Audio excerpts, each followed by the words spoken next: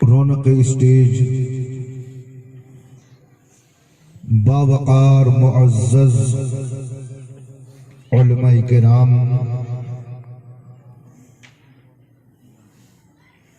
اور جملہ سادات ذوی الاحترام اور ساتھ ہی ساتھ میرے سامنے تشریف فرما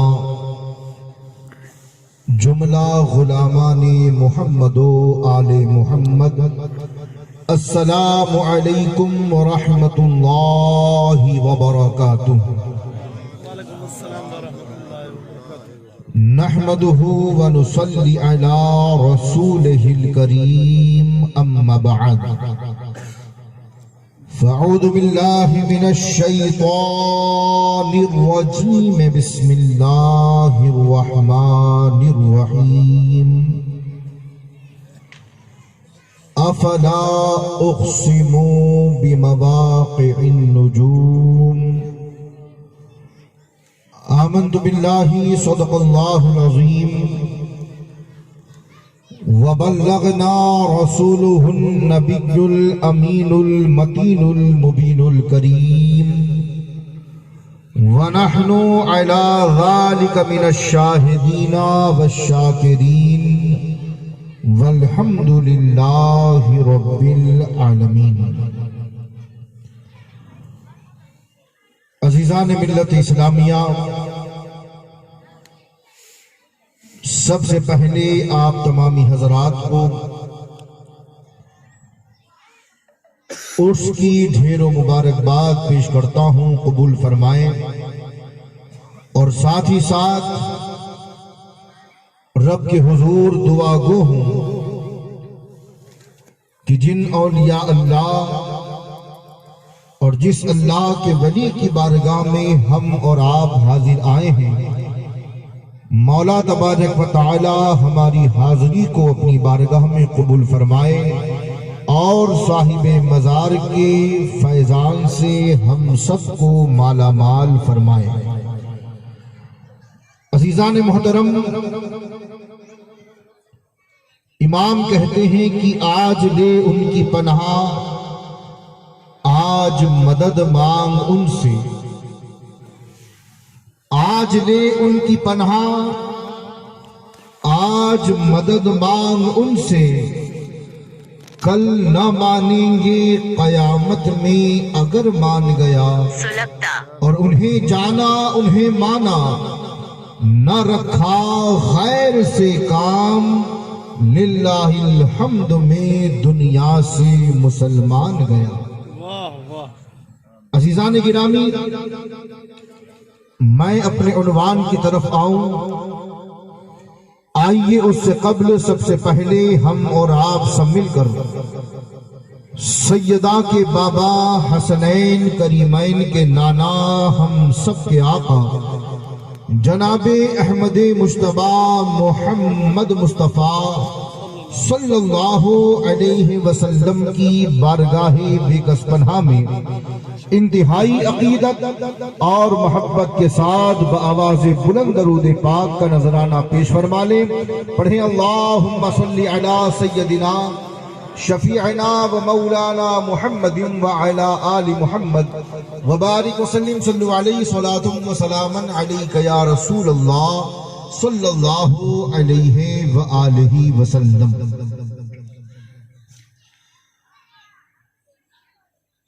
عزیزان ملت، جیسا کہ آپ تمامی حضرات بخوبی واقف ہیں اس بات سے کہ پروگرام کے بعد فوراً لنگر شریف کا اہتمام کیا گیا ہے، لہٰذا اللہ کی توفیق سے جو کچھ مجھے میسر آئے گا انشاءاللہ آپ کی خدمت میں اپنی گفتگو رکھنے کی کوشش کروں گا۔ سب سے پہلے قرآن مجید فرقان حمید، جس میں اللہ رب العزت ارشاد فرماتا ہے افلا اقسم بمواقع النجوم، مجھے قسم ہے ان جگہوں کی جہاں ستارے غروب ہوتے ہیں۔ آہستہ سے اور آسان لفظوں میں آیت کا ترجمہ اور اس کا مفہوم سمجھنے کی کوشش کریں۔ اللہ رب العزت جب بھی قرآن مجید فرقان حمید میں کسی مقام یا کسی بات کی قسم اٹھاتا ہے تو اس میں بہت بڑی حکمت پوشیدہ ہوتی ہے۔ اللہ نے قرآن میں بے شمار مقامات پر قسم اٹھائی، اللہ رب العزت نے بے شمار مقامات پر قسمیں کھائی۔ مفسرین بیان کرتے ہیں کہ یوں تو اللہ عموماً قسم نہیں اٹھاتا، لیکن اگر قسم اٹھا لے تو اس کا مطلب یہ ہے کہ بات بہت خاص کی جا رہی ہے، اس بات میں بڑی اہمیت ہے جو اللہ کر رہا ہے۔ تو قرآن میں اللہ نے کس جگہ کی قسم کھائی؟ رب ارشاد فرماتا ہے مجھے قسم ہے اس مقام اور ان مقامات کی جہاں ستارے غروب ہوتے ہیں۔ تو پہلی بات تو یہ ہے کہ اگر ہم اس کائنات کو اپنے ماتھے کی نگاہوں سے دیکھیں تو ہمیں پتہ لگے گا کہ اللہ نے جس کائنات کو بنایا ہے اس میں بے شمار چیزوں کو رکھا ہے۔ یہ سورج اللہ نے بنایا، چاند اللہ نے بنایا، یہ ستارے اللہ نے بنائے، یہ برق و ثمر، شجر و حجر، یہ زمین و آسمان، یہ ساری چیزیں جو ہم ماتھے کی نگاہوں سے دیکھ رہے ہیں انہیں بنانے والی ذات پروردگار عالم۔ تو بات یہ عرض کر رہا ہوں کہ جہاں اللہ نے آسمان بنایا، جہاں اللہ نے زمین بنائی، جہاں اللہ نے سورج کو خلق فرمایا، جہاں ستارے بنائے، تو آئیے ذرا ستاروں کی بناوٹ پر روشنی ڈالیں اور دیکھیں کہ اللہ قرآن میں فرما رہا ہے کہ مجھے قسم ہے ان مقامات کی جہاں ستارے غروب ہوتے ہیں۔ تو اگر ہم سائنسی اعتبار سے دیکھیں تو ہمیں پتہ لگے گا کہ غروب سورج ہوتا ہے، ستارے غروب نہیں ہوتے۔ بولیں گے سبحان اللہ؟ بھئی ڈوبنے والی چیز کیا ہے؟ سورج ہے۔ سورج ڈوبتا ہے، چاند بھی نہیں ڈوبتا، چاند چھپ جاتا ہے۔ تو اللہ رب العزت نے یہ کیوں فرمایا کہ مجھے قسم ہے اس مقام کی جہاں ستارے غروب ہوتے ہیں، جبکہ سائنس یہ کہتی ہے کہ ستارے غروب نہیں ہوتے، ستارے چھپ جایا کرتے۔ اور آپ نے دیکھا ہوگا کہ جب سورج طلوع ہوتا ہے تو ستارے نظر نہیں آتے، اور جیسے ہی شام کے وقت میں سورج غروب ہوتا ہے تو ستارے نمودار ہو جاتے ہیں۔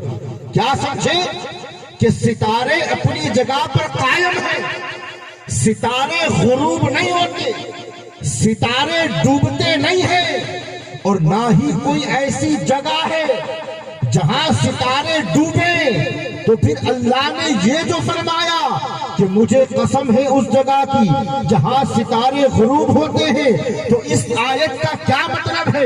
اس آیت کا ترجمہ کیسے سمجھا جائے گا؟ تو آئیے آپ کو اس کی بارگاہ میں لے کر کے چلتا ہوں جو امام الصوفیہ ہے، جو سید الصوفیہ ہے، آئیے اس کی بارگاہ میں لے کر چلتا ہوں جسے زمانہ محی الدین ابن عربی کہتا ہے۔ بولے سبحان اللہ۔ محی الدین ابن عربی کوئی چھوٹا نام نہیں ہے، صوفیاء کی جماعت میں جو امام کی حیثیت رکھتا ہے اسے محی الدین ابن عربی کہتے ہیں۔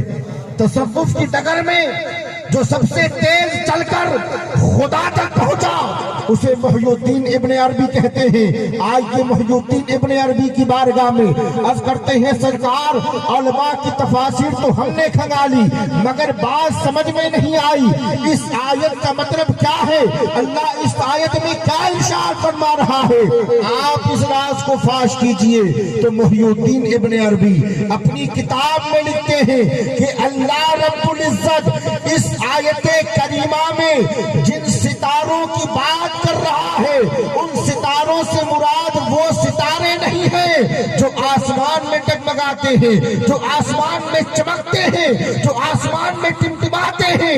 اللہ اس آیت کریمہ میں جن ستاروں کا ذکر کر رہا ہے وہ اولیاء اللہ کی جماعت ہے، وہ بزرگان دین کی جماعت ہے، اور اللہ جس جگہ کا ذکر کر رہا ہے وہ جگہ وہ ہے جہاں اولیاء اللہ آرام فرمائے۔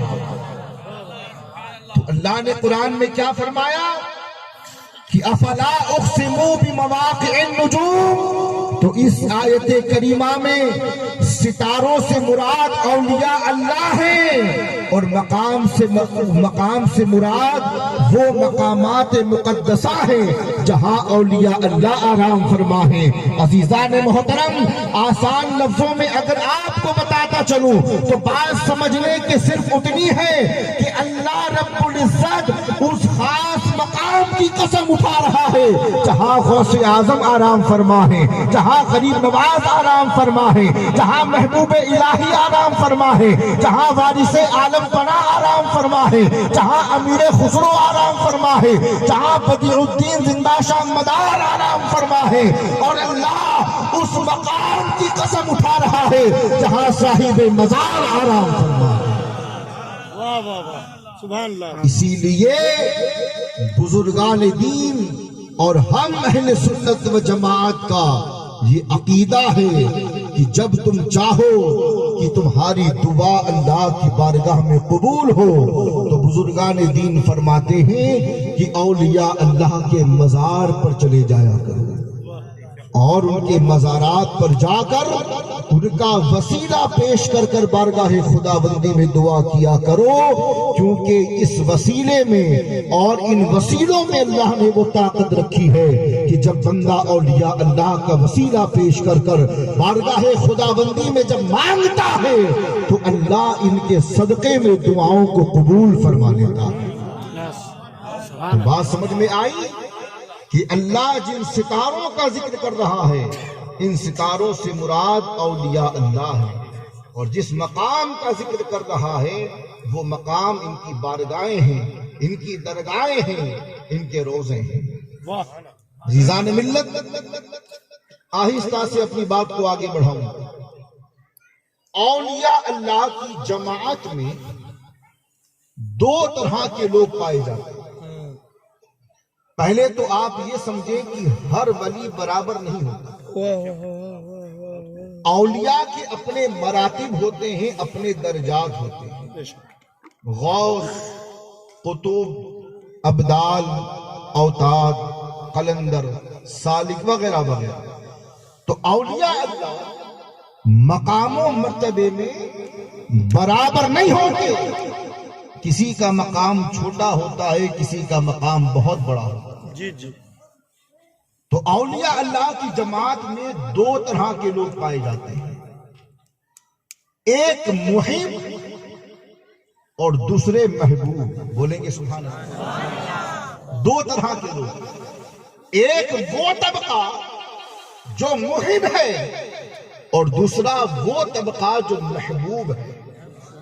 اب آپ پوچھیں گے کہ حضرت محب اور محبوب کا معنی کیا ہے، اس میں فرق کیا ہے؟ تو آہستہ سے سنو اور زور سے سبحان اللہ کہو۔ محب اسے کہا جاتا ہے کہ جو اللہ کی رضا چاہے، محب اسے کہا جاتا ہے جو اللہ کی رضا چاہے، اور محبوب اسے کہا جاتا ہے جس کی رضا اللہ چاہے۔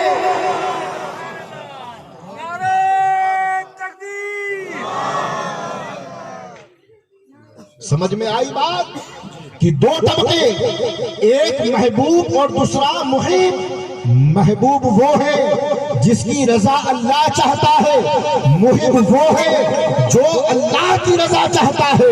اب چلو ذرا اولیاء اللہ کی بارگاہ میں آپ کو بتاؤں کہ جن کا مہینہ ابھی گزرا، زمانہ جسے بڑے پیر کے نام سے یاد کرتا ہے، زمانہ جسے غوث اعظم کہتا ہے، زمانہ جسے شہباز لامکانی کہتا ہے، زمانہ جسے قندیل نورانی کہتا ہے، یعنی غوث اعظم رضی اللہ تعالی عنہ، آخر آپ کا مقام کیا ہے؟ آپ کا مرتبہ کیا ہے؟ آپ محبوب ہیں یا محب؟ آپ محبوب ہیں یا محب؟ تو صوفیہ فرماتے ہیں کہ آپ کا شمار اللہ کے محبوبین میں سے، یعنی اللہ کا وہ قرب پایا کہ اب اللہ عبد القادر کی رضا چاہتا ہے، اور رب فرماتا ہے عبد القادر تو بتا کس چیز میں راضی ہے، جس میں تیری رضا اس میں میری رضا۔ عزیزان محترم، ایک مرتبہ ایک عورت آئی، محب اور محبوب میں فرق بتا رہا ہوں۔ ایک عورت آئی، آنے کے بعد کہتی ہے بڑے پیر کی بارگاہ میں کہ حضور میرا بیٹا پانی میں نہا رہا تھا سمندر کے کنارے، موج آئی اور بہا لے گئی۔ سرکار آپ کی بارگاہ میں آئی ہوں، بڑھاپے کا یہ ایک ہی سہارا ہے، دعا کر دے کہ اللہ میرا بیٹا لوٹا دے۔ ارے بھائی سامنے مرا ہوتا، فطری موت اگر مرا ہوتا، بیماری سے مرا ہوتا، لاش سامنے ہوتی، تب تو بات سمجھ میں آتی کہ ہاں بھائی غوث پاک کی شان یہ ہے کہ قم باذن اللہ کہہ کر مردوں کو زندہ کر دیں، مگر یہاں واقعہ مختلف، لاش کا پتہ نہیں، موج آئی اور بہا لے گئی، مگر عورت کا عقیدہ دیکھیں، عورت کا یقین دیکھیں۔ عورت جانتی تھی کہ جو بات کہیں نہیں بنتی وہ بات بارگاہ غوث اعظم میں بن جایا کرتی ہے، تو کہتی ہے سرکار آپ کی بارگاہ میں آئی ہوں، دعا کر دے کہ اللہ بیٹا لوٹا دے۔ جن کی بارگاہ میں آئی تھی نا، یہ وہی بارگاہ ہے جو 12 سال کی ڈوبی ہوئی کشتی کو اپنے دستے مبارک سے نکالا، 12 سال کی ڈوبی، تو آ کر کہتی ہے سرکار دعا کر دیں اللہ بیٹے کو لوٹا دے۔ غوث پاک نے آنکھوں کو بند کیا، بند کر کے ارشاد فرمایا اے بوڑھی مائی، اے عورت جا اپنے گھر چلی جا، تجھے بیٹا تیرے گھر ہی میں ملے،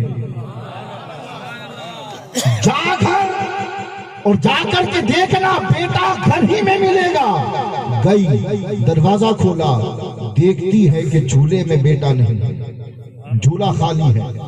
پھر آئی، آ کر کہتی ہے کہ غوث اعظم آپ نے کہا تھا کہ میں گھر جا کر دیکھوں گی تو بیٹا ملے گا، گئی لیکن ملا نہیں۔ غوث پاک نے پھر فرمایا دوبارہ چلی جا، اب مل جائے گا۔ پھر آئی گھر، دیکھا کہ پالنا خالی ہے، پالنے میں بچہ نہیں۔ تیسری مرتبہ پھر لوٹتی ہے اور جانے کے بعد کہتی ہے کہ سرکار 2 مرتبہ بھیجا لیکن اپنے گھر میں بیٹے کو نہ پایا۔ اب غوث پاک جلال میں فرماتے ہیں کہ اے عورت عبد القادر نے کہا ہے کہ بیٹا گھر ہی میں ملے گا تو گھر ہی میں ملے گا۔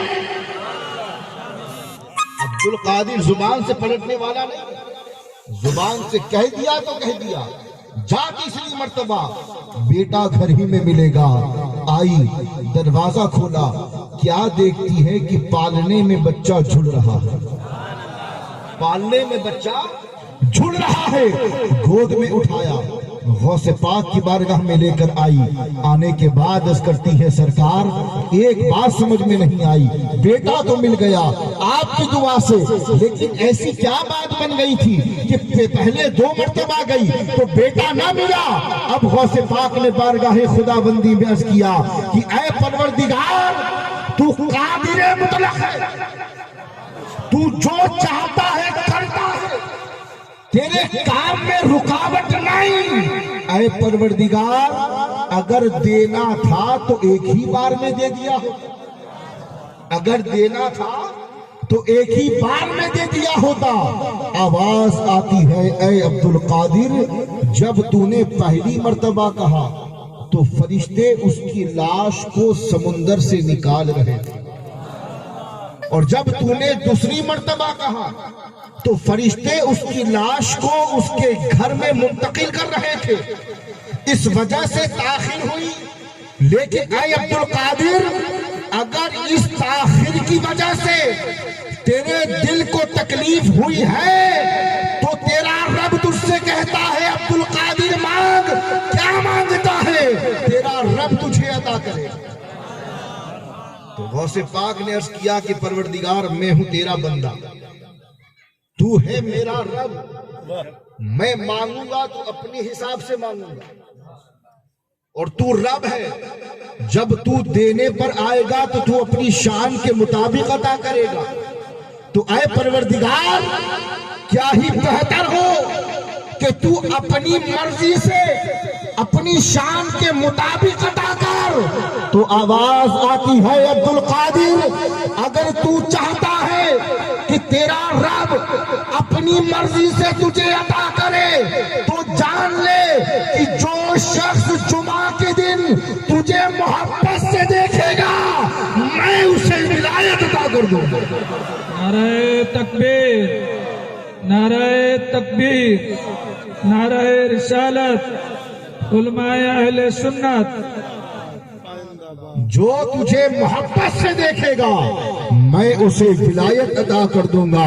تو کیا سمجھے کہ غوث پاک کا مقام ان محبوبین میں سے ہے جن کی رضا اللہ چاہتا ہے، اور یہ مقام، یہ مرتبہ، یہ عزتیں، یہ رفعتیں، یہ بلندیاں آسانی سے نہیں ملتی۔ غوث پاک کی زندگی کو ذرا آپ اٹھا کر کے پڑھیں۔ غوث پاک ارشاد فرماتے ہیں کہ جب میں اللہ کی عبادت کو نکلا، جب میں ریاضت کے لیے نکلا، جب میں مجاہدہ کے لیے نکلا، تو غوث پاک فرماتے ہیں کہ کئی دن میں بھوکا رہا، پیاسا رہا، اور ایک مقام پر تو یہ عبارت جب میری نظروں سے گزری تو میرے رونگٹے کھڑے ہو گئے۔ غوث پاک فرماتے ہیں کہ کبھی کبھار بھوک کی شدت اتنی زیادہ ہو جایا کرتی تھی کہ مجھے اس بات کا یقین ہو جاتا کہ آج تو میں مر ہی جاؤں گا۔ غوث پاک کہہ رہے ہیں جو مادر زاد ولی اللہ نے جن کو ماں کے پیٹ ہی میں ولایت عطا کر دی تھی، مگر ریاضت کا یہ عالم کہ ساری رات اللہ کی عبادت کی، قرآن کی تلاوت، نوافل کی کثرت، اللہ کا ذکر کرتے رہے۔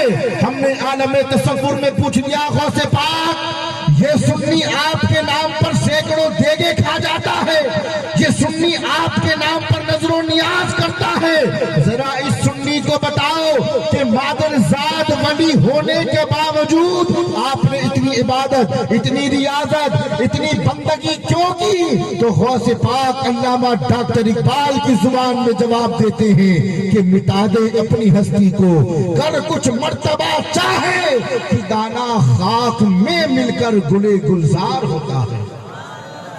یہ مقام ایسے ہی حاصل نہیں ہوتا، اپنی ذات کو اللہ اور اس کے رسول کی محبت میں فنا کرنا پڑتا ہے۔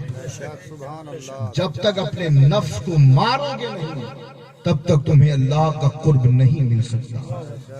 عزیزان محترم، غوث پاک کی بات آ گئی تو ایک قول پیش کر کے پھر انشاءاللہ اپنی بات کو آگے بڑھاؤں گا۔ غوث پاک سے سب محبت کرتے ہیں نا، بولے سبحان اللہ۔ اور بھائی کیوں نہ محبت کریں، کیونکہ قادریوں کو اللہ نے یہ سعادت عطا فرمائی ہے کہ بڑے پیر نے کہا کہ عبد القادر اس وقت تک جنت میں نہیں جائے گا جب تک کہ اپنے ایک مرید کا داخلہ جنت میں نہ فرما دے۔ تو یہ قادریوں کی شان ہے۔ اور یہاں آہستہ سے ایک بات میں عرض کرتا چلوں، تمام سلاسل کے لوگ یہاں تشریف فرما ہے، ہر سلسلہ ہمارے سر کا تاج ہے، بولیں سبحان اللہ۔ ہر سلسلہ ہمارے سر کا تاج ہے، مگر صوفیہ فرماتے ہیں کہ تمام سلاسل میں یا یوں کہہ لیں کہ تمام سلسلوں کا جو امام ہے وہ سلسلہ عالیہ قادریہ ہے۔ بولیں گے سبحان اللہ؟ بھائی دیکھیے ایک بات ذہن میں رکھیے گا، آپ کی نسبت چاہے کسی بھی سلسلے سے ہو، آپ چاہے چشتی ہو، اشرفی ہو، رضوی ہو، برکاتی ہو، ابو العلائی ہو، شاذلی ہو، مداری ہو، وارثی ہو، آپ کا سلسلہ چاہے جو ہو، لیکن یاد رکھیے گا ہر سلسلے کو فیض بارگاہ غوثیت سے ملا ہے۔ تو چشتی کو بھی نسبت قادریت حاصل ہے، اشرفی کو بھی نسبت قادریت حاصل ہے، سہروردی کو بھی نسبت قادریت حاصل ہے، نقشبندی کو بھی سلسلہ قادریت حاصل ہے، کیونکہ فیضان تو اسی در سے ملا ہے نا۔ تو صوفیہ فرماتے ہیں کہ جس طرح تمام سلسلوں میں جو سب سے عرفہ و اعلیٰ ہے، جو امام ہے، وہ سلسلہ قادریہ ہے، تو فرمایا کہ ٹھیک اسی طرح تمام سلسلوں کے مریدوں سے افضل اگر کوئی مرید ہے تو وہ غوث پاک کا سچا مرید ہے۔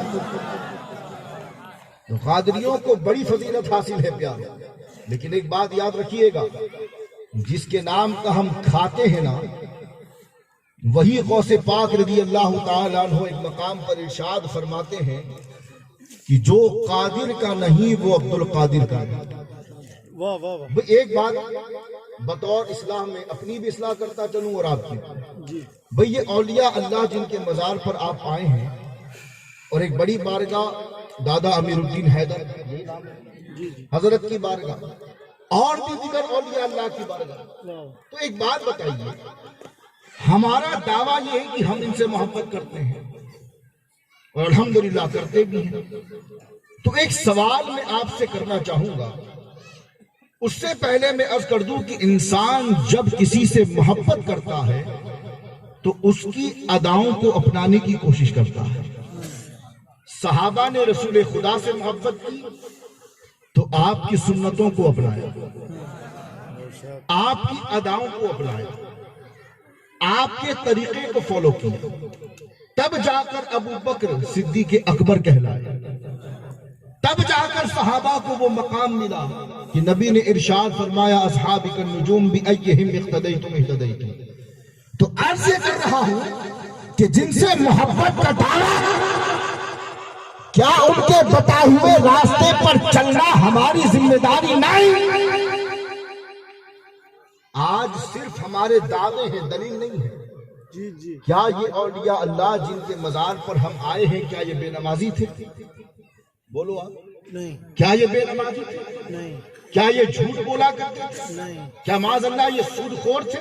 نہیں، کیا یہ اپنی زندگی کو غفلت میں گزارا کرتے تھے؟ نہیں، 100 مرتبہ استغفر اللہ، ہم تصور بھی نہیں کر سکتے۔